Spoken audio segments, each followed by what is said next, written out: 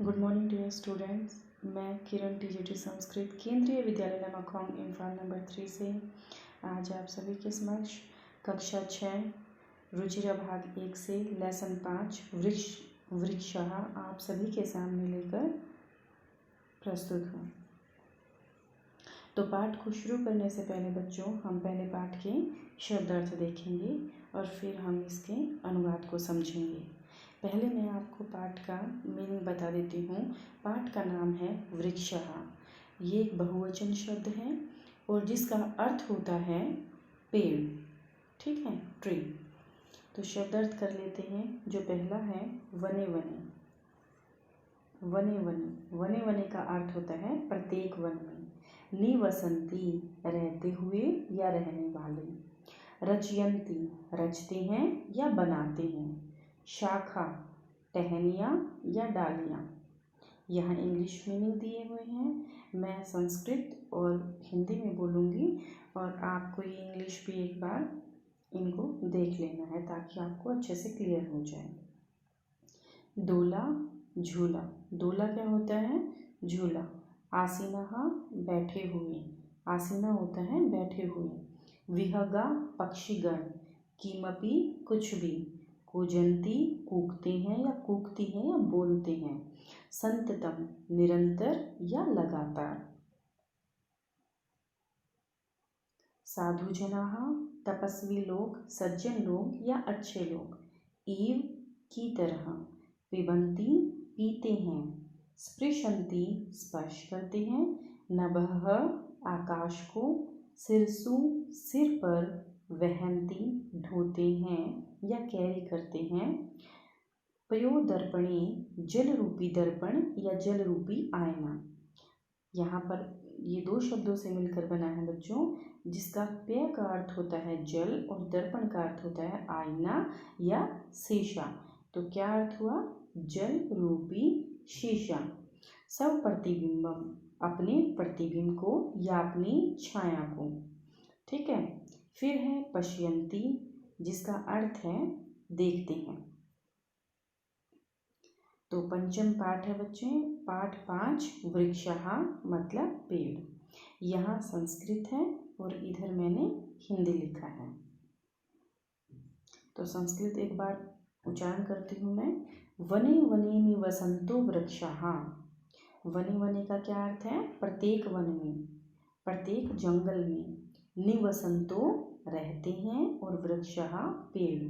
तो हिंदी क्या होगी? प्रत्येक वन में पेड़ रहते हैं या निवास करते हैं। क्योंकि जहाँ जंगल है, जंगल किन से बनता है? पेड़ों से, वृक्षों से। तो जहाँ जंगल होगा वहाँ वृक्ष होंगे ही। तो क्या अर्थ हुआ? प्रत्येक जंगल में वृक्ष निवास करते हैं या रहते हैं। वनम वनम रचयन्ति वृक्षः। वनम वनम रचयन्ति वृक्षः। इस प्रकार जो वृक्ष हैं, पेड़ हैं, क्या करते हैं? वनम वनम, कई जंगल, रचयन्ति, बनाते हैं। क्या करते हैं? वनम वनम रचयन्ति वृक्षः, जो पेड़ हैं, रचयन्ति, बनाते हैं। वनम वनम मतलब कई जंगलों को बनाते हैं। आगे देखिए। फिर है शाखा, दोला आसीना विहगः। शाखा का क्या अर्थ है? शाखा का अर्थ है टहनियाँ। दोला का अर्थ है झूला और आसीना का अर्थ है बैठे हुए। ये मैंने अभी आपको मीनिंग में बताया था शब्दार्थ में। तो शाखा, दोला, आसीनः, शाखा रूपी झूला। विहगा मतलब पक्षी। तो जो पक्षी हैं वो शाखा रूपी झूले पर बैठे हुए हैं। आसीना क्या होता है? बैठे हुए। तो जो पक्षी हैं, विहग हैं, वो किस पर बैठे हुए हैं? शाखा रूपी झूले पर आसीन हैं, मतलब बैठे हुए हैं। तई, तई किसके लिए प्रयोग हुआ है? पक्षियों के लिए। तो कैसे लग रहे हैं वो?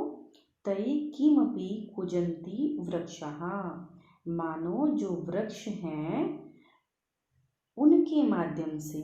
किनके? तई, तई का क्या अर्थ है? उनके, उनके किन्हें कहा गया है? पक्षियों को। तो जो पेड़ हैं, तई, उन पक्षियों के माध्यम से कूज रहे हैं या कुछ कह रहे हैं, ऐसा प्रतीत हो रहा है या ऐसा लग रहा है। दोबारा देखिए, जो पक्षी हैं वो शाखा रूपी झूले पर बैठे हैं, मानो वृक्ष उनके माध्यम से कुछ कुछ कह रहे हैं। तीसरा ये करते हैं अभी श्लोक, हम संस्कृत करते हैं इन वाक्यों की। पिबन्ति पवनम जलम संततम साधु जना इव सर्वे वृक्षाः। पिबन्ति का क्या अर्थ होता है? पीना। पवनम का अर्थ होता है हवा या वायु, और जलम का अर्थ होता है पानी, और संततम का अर्थ होता है लगातार। तो इसका क्या अर्थ होगा? जो पेड़ हैं वो क्या कर रहे हैं? लगातार हवा को और जल को पी रहे हैं। वृक्ष हमेशा हवा और जल पीते हैं। अब आप लोग ये कहोगे कि वृक्ष हवा को कैसे पीते हैं? तो बच्चों, जैसे हमारे लिए जल और हवा जरूरी है, वैसे ही पेड़ों के लिए भी जल और हवा बहुत जरूरी है, और वो उन्हें प्रयोग करते हैं। तो संततम लगातार जो वृक्ष हैं वो हवा को और जल को पी रहे हैं। साधु जना इव सर्वे वृक्षाः। सर्वे का अर्थ है सभी, वृक्षाः पेड़, सभी पेड़। साधु जना इव कैसे लग रहे हैं? साधु जनों के समान, ठीक है, मतलब अच्छे लोगों के समान लग रहे हैं। तो सभी वृक्ष सज्जनों के समान होते हैं, या वो सज्जनों के समान हमारा उपकार करते हैं, क्योंकि वो हमें खाने के लिए फल देते हैं, सब्जियां देते हैं, और हमें शुद्ध हवा देते हैं। ठीक है, अब आगे देखिए, अभी 4 श्लोक करेंगे। स्पृशन्ति पादै पातालं च नभः शीर्षु वहन्ति वृक्षाः। स्पृशन्ति का अर्थ होता है बच्चों छूना, और पादै का अर्थ होता है पैर, और पातालम का अर्थ होता है पाताल, मतलब धरती से काफ़ी नीचे अंदर की तरफ, और च और। तो जो वृक्ष हैं, जो उनके पादई, जो उनके पैर हैं, अर्थात जो उनकी जड़ें हैं, वृक्षों के पैर क्या होते हैं? उनकी जड़ें। तो मानो ऐसा लग रहा है जैसे वो पाताल को छू रही हैं। जो वृक्ष हैं उनकी जड़ें पाताल को छू रही हैं। और नभः शीर्षु वहन्ति वृक्षाः। और जो नभ क्या होता है? आकाश। शीर्षु सिर पर, वहन्ति ढोते हैं या कैरी करते हैं। और जो वृक्ष हैं वो सिर पर क्या कर रहे हैं? आकाश को ढोते हैं। कहने का अर्थ ये है कि जो वृक्ष हैं वो ऊंचे ऊंचे होते हैं, उनकी जड़ें पाताल को छूती हैं, और जो उनका सिर है, उनके सिरों पर वो अपने आकाश को ढोते हैं। कहने का अर्थ ये है कि वो बहुत महान हैं, बड़े हैं। ठीक है, आगे देखते हैं। ये है हमारा 5th श्लोक, 5वां श्लोक। पयो दर्पणे स्वप्रतिबिंबम कौतुकेन पश्यन्ति वृक्षाः। पय का अर्थ होता है बच्चों पानी, जल, और दर्पण का अर्थ होता है आईना, शीशा, और स्वप्रतिबिंबम का अर्थ है अपनी छाया, अपना प्रतिबिंब, अपनी परछाई। तो जो वृक्ष हैं उनकी क्या दिखाई दे रही है? जो वृक्ष हैं पयो जल रूपी आईने में अपनी छाया कौतुकेन का अर्थ होता है आश्चर्य से, बिल्कुल सरप्राइज होकर, पश्यन्ति देखते हैं। तो इन दोनों लाइनों की हिंदी क्या होगी? पयो दर्पणे स्वप्रतिबिंबम कौतुकेन पश्यन्ति वृक्षाः। तो जो वृक्ष हैं वो जल रूपी आईने में अपनी छाया को आश्चर्य से देखते हैं। ठीक है, तो आपके लिए जो ये संस्कृत है एक नया विषय है। 5वीं क्लास में तो आपने नहीं संस्कृत करी है, तो अभी आपको बहुत ही ध्यान से इस वीडियो को, इनको जो मैं बता रही हूँ आपको उसे समझना है, साथ साथ उनका उच्चारण करना है, और उन्हें अच्छे से याद करने की कोशिश करनी है, बहुत ही प्यार से। ठीक है, आगे देखते हैं। तो ये हमारा अंतिम श्लोक है। प्रसार्य सवच्छाया संस्तरणम कुर्वन्ति सत्कारम वृक्षाः।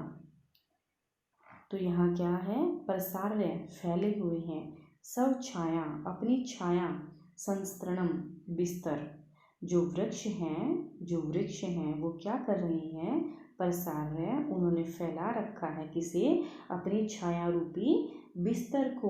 अब उनकी छाया को बिस्तर क्यों कहा जा रहा है, क्योंकि जो वृक्ष हैं वो हमें छाया देते हैं, आने जाने वाले जो व्यक्ति होते हैं, मुसाफिर होते हैं, उन्हें गर्मियों में सूरज की गर्मी से बचाता है। तो इसीलिए कहा जा रहा है कि जो वृक्ष हैं, जो पेड़ हैं, अपनी छाया रूपी अपने बिछोने को फैलाकर कुर्वन्ति सत्कारम, सबका आदर सत्कार करते हैं, सबका मान करते हैं। तो बच्चों, यहाँ हमारे शब्दार्थ और जो पाठ 5 है वृक्षः, इसका हिंदी अनुवाद समाप्त होता है।